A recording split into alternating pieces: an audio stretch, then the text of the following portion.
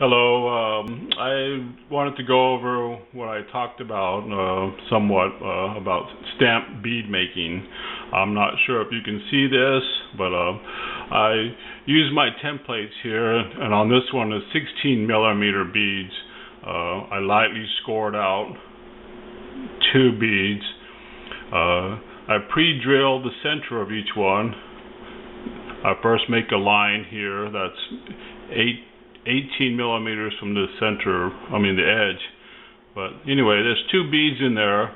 There's an X, lightly scored, and I use this carbon pin. I'm not really actually even real light making lines, but that's what it's for.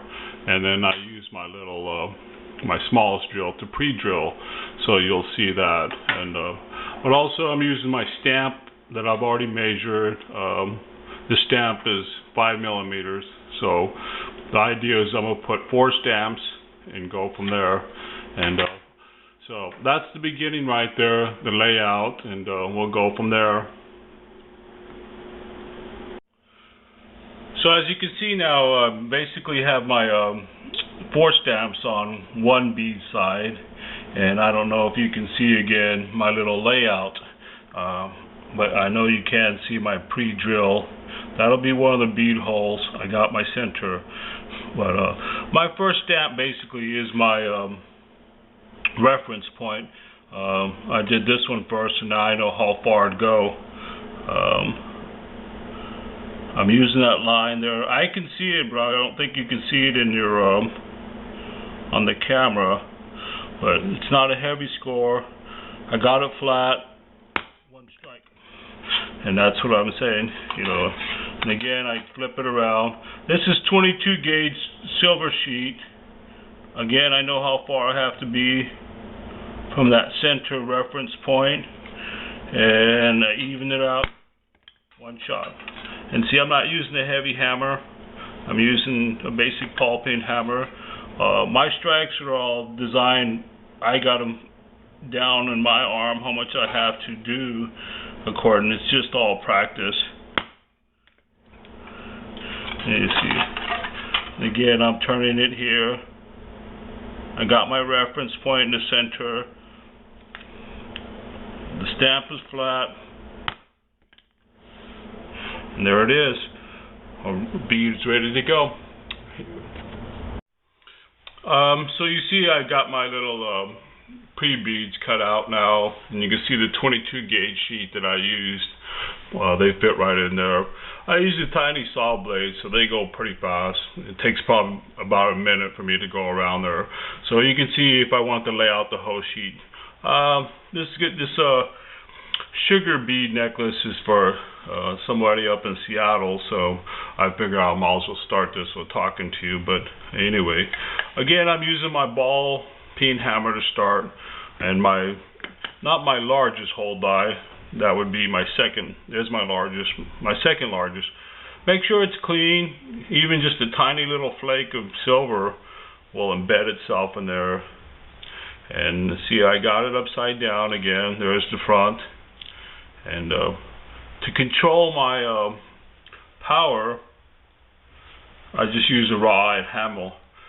To me, I can just tap. You don't want to hit it. You just want to preform it. You know, and so you can see I'm just preforming it nicely. And see, it's slightly doming out. And I'll do the same thing with the other one. Just slightly doming it. I never do it in 1 strike. Go for it. I've seen people do it, but I like to work up, so I don't want to lose the design. If you look very carefully, you can see that's enough. See, I'm crushing it, but I'm still preserving the side designs. Then I'll roll it over and go for a smaller. Again, I'm using my right hand hammer. I can feel it go down. I'm not letting it go all the way down to the bottom. Again, slightly, just a little bit. I felt that the drop there on 3. Then I'll come back to this one again. to get the edges of it.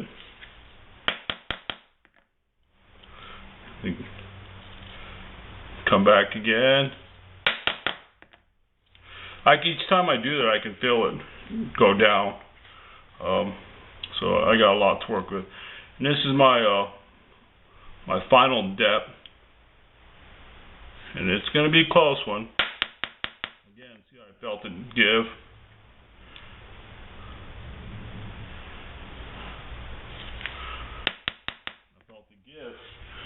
Then I'll go in there and kind of finalize it with another one, smaller. I use this size because it could go straight down into it. There I go.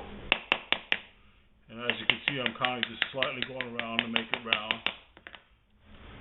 And you see I preserved it, but you can see basically a little bit where it hit, but the design is still there. I'm not pounding on the design, just trying to give all the force right to the center of the bead. Yeah, and that noise too, you can tell the sound of it differs when you bottom out. And see, basically it'll be going like that. So I'll return to it when I get there in a second.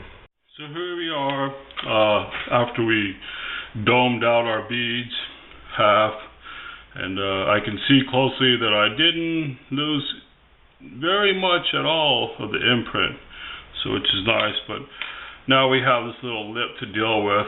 2 beads have to fit flat. So you can see how it's time consuming, but I'm rotating as I flip, moving the bead back. Sometimes people just do one, but it's pretty fast. I can see it's all smooth, but if you can see the marks, they should be all over, and you got a nice solid base. Same thing here with this other bead. It should be smooth, light pressure, not too much, and you'll see now. Perfect. You can look at it. You got no pockets, nothing. If you do have a pocket, what's going to happen is the solder's not going to fill. Sometimes you can fill, sometimes it's ruined, but it's best to have a complete solid fit. And then I'll go in and now, remember I pre-drilled. Now I'll use a larger piece and I'll drill all the way. It's really important that you have a hole because when you solder, it'll heat up and the flux will need air. Also, the bead will boil up, so you need a vent, otherwise it'll never go. So I'm applying pressure a little bit. I can feel again, and I just work the bead like that. So I got my hole in there, and I'll do the same thing with this bead. So again, as you can see, it's time consuming. I'm using 22 gauge silver here, and this is going to be a sugar skull beaded necklace for somebody who ordered it out of Seattle, and I can see people in Seattle with this. I know I make it look easy, but I can feel all these things. See, like that thing never bottomed out, and I know put too much pressure on it, you'll break your drill. These things are tiny, small, but again, like I said, I'm used to these things. And now we'll go in and solder it. Okay, there's our bead, and I made sure that my sugar skull is opposite all the way. They're not lined up. Another one on the other side is there, but again, just all the way you want to do it. I use liquid flux, spray flux. It's on there. I like using it because spray, but I've already fluxed it, but let you know, this is called Crouponol.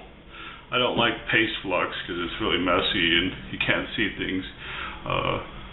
I'm just lightly warming the bead. I don't want to boil the flux because it'll move the bead. Sometimes you'll see, I can see the flux just turning slightly white. There you go, you can see it bubbled. I back off. The bead's not moving, it's not bubble. I got my air hole there. Everything's looking pretty good. And now I'm heating the bead up. And this is all about soldering. There we go. Now I'm going to touch that lip ever so lightly with.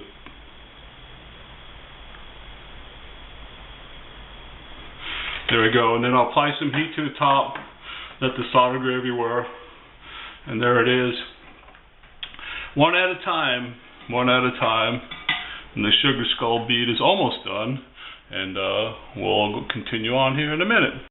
So I got the bead out of the pickle now. And so you can see I'm examining the edge.